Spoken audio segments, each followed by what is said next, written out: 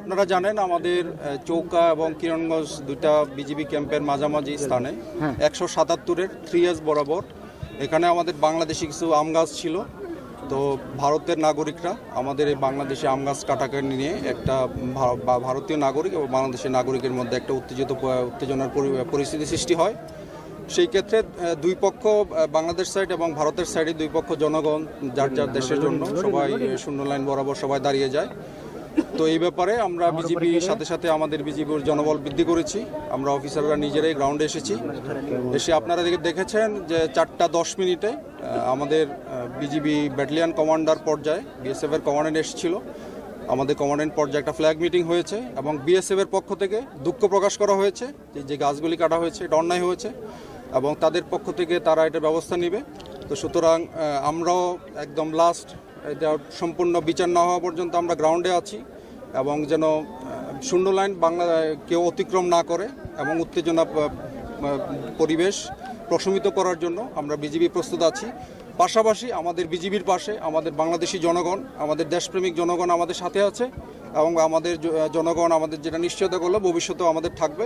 সুতরাং আপনাদের মাধ্যমে আমি রিকোয়েস্ট করতে চাই, বর্তমানে শূন্য লাইন বরাবর আমাদের জনগণকে দূরে সরে আসার জন্য বিজিবি আমরা দিনরাত প্রস্তুত আছি। আমরা ইনশাল্লাহ যে কোনো পরিস্থিতি আমাদের বিজিবির কন্ট্রোলে আছে। তবে আমরা এটা বিভিন্ন মব কন্ট্রোল করার জন্য ওরা সাউন্ড গ্রেনেড নিক্ষেপ করেছে, যেটা ওরা ইন্টারন্যাশনাল আইন যেটা আছে এটা ভঙ্গ করেছে। তো এই ব্যাপারে আমি আমার মহাপরিচালককে বিস্তারিত ঘটনা বর্ণনা করেছি এবং আমি আশা করি আমাদের বিজিবির হেডকোয়ার্টার এবং বিএসএফ হেডকোয়ার্টারের উচ্চ পর্যায়ে তারা একটা আলোচনা করবেন। তবে আমি এই এলাকায় এটুকু নিশ্চয়তা করতে চাই, বাংলাদেশি জনগণ এবং বিজিবি আমরা প্রস্তুত আছি সীমান্তে। আমাদের বাংলাদেশি 1 ইঞ্চি আমরা ছাড় দিব না এবং এই এলাকার সীমান্তের নিরাপত্তা আমরা এটা বজায় রাখবো। আজকে যে ঘটনাটা ঘটেছে সেটা হচ্ছে ভারতের কিছু নাগরিক এবং বিএসএফের সাথে নিয়ে আমাদের বাংলাদেশে অনুপ্রবেশ করে তারা আম গাছ, বড়ই গাছ, তারপরে ভুট্টা ক্ষেত এগুলি তারা কেটেছে এবং যার কারণে আমাদের বাংলাদেশের লোকজন এবং বিজিবিকে সাথে নিয়ে তাদের প্রতিরোধ গড়ে তোলে।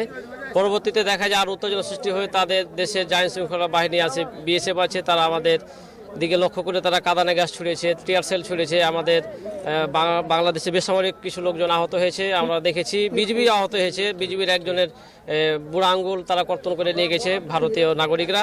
পাশাপাশি আমাদের বেসামরিক কিছু নাগরিকেরও মাথায় তারা কোপ দিয়েছে, কেটেছে, আহত করেছে, ইট পাটকেল ছুঁড়েছে। তারা তাদের দেশ থেকে যে ব্যাগে করে এনে তারা পাথর ছুঁড়েছে, আমরা এগুলো দেখেছি এবং আমরাও চেষ্টা করেছি সর্বোচ্চ প্রতিরোধ করে তাদের যে আধিপত্য আছে সেই আধিপত্যটা আমরা এখান থেকে রুখে দিতে এবং আমরা চাই আগামী দিনেও আমরা এই আধিপত্য রুখে দিব।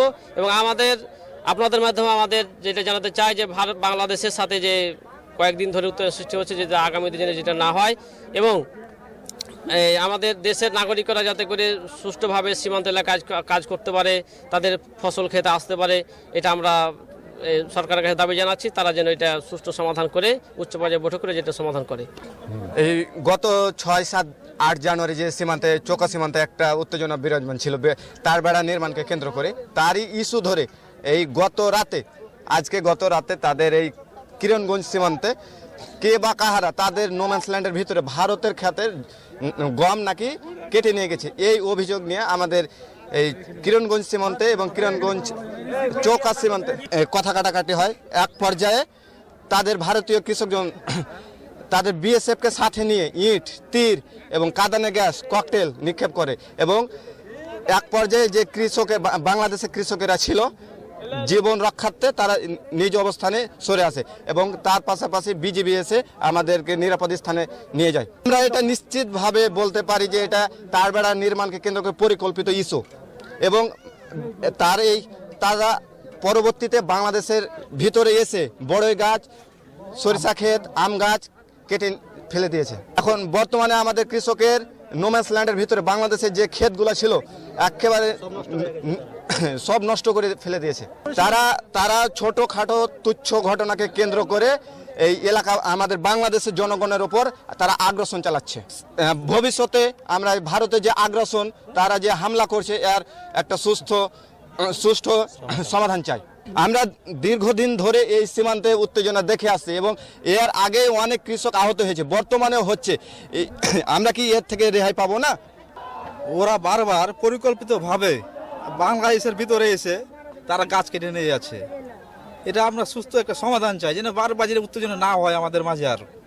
আর তাই আমরা সব আমাদের জনগণ সবাই একত্র হয়ে আমরা বিডিআর এর মাধ্যমে আমরা বিএসএফ এর সব রুখে দেওয়ার জন্য দাঁড়িয়ে আছে। সব তারা অবৈধভাবে বাংলাদেশের ভিতরে অতিক্রম করে তারা আমের গাছ, বরের গাছ কাটতে এসেছে, তার জন্য অনেকগুলো কাইতেও নিয়ে গেছে।